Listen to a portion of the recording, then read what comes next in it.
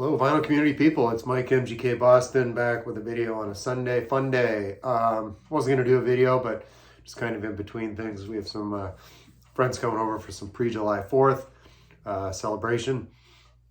And God, I just had a sneezing attack. Hold on here. God, I'm a mess. All right. This is a response. Again, I did one to the 90s. Lost classic thread. Josh over at the flip side, he's been going by the decade. So this one's going to be a couple of lost classics from the 2000s. So I was just starting to buy albums again, but today it's going to be strictly CDs because the start of my collection in the 80s was records, and then I went to CDs, and then I went back again. We've all been through it. So anyway, I'm just going to show 4 today.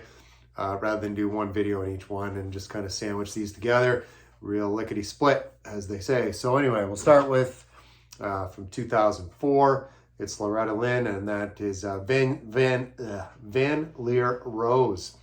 So the story goes, she had retired basically in the 90s from the music business. Her husband was failing and dying, and she stayed to take care of him.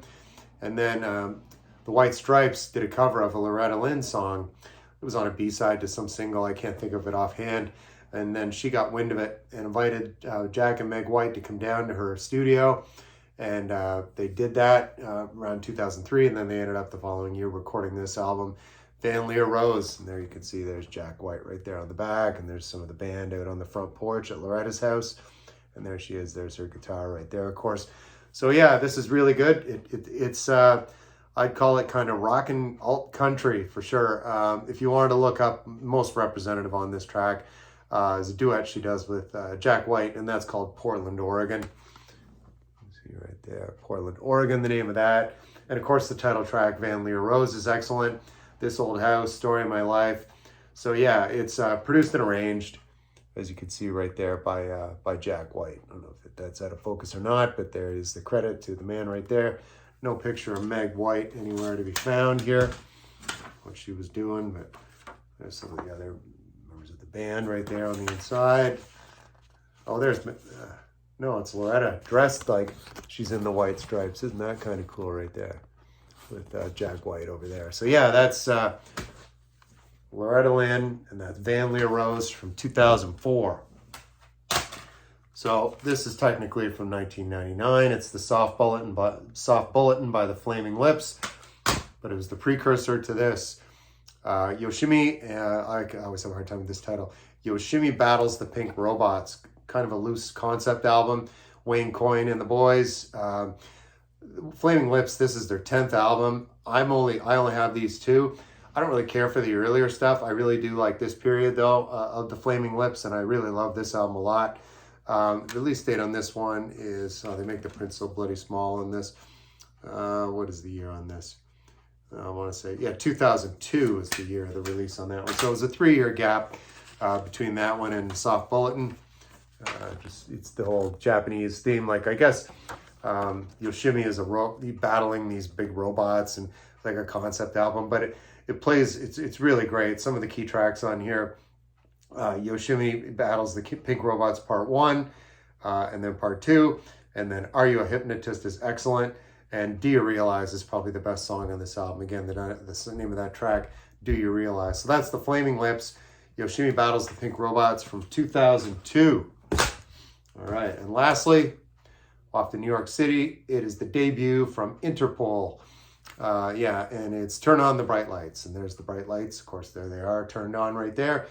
So these guys met at NYU. They were students there and formed this band. The comparisons to the Chameleons, one of my favorite bands of all time, are totally accurate. And Joy Division, of course. So if the 2 of them had a baby, Joy Division and the Chameleons, it would be Interpol. And this is just really outstanding. I only have the debut. I should get some more Interpol. They're there on the inside. I don't know why I've never bought any more Interpol, and I've never seen them live, but they're still together and performing.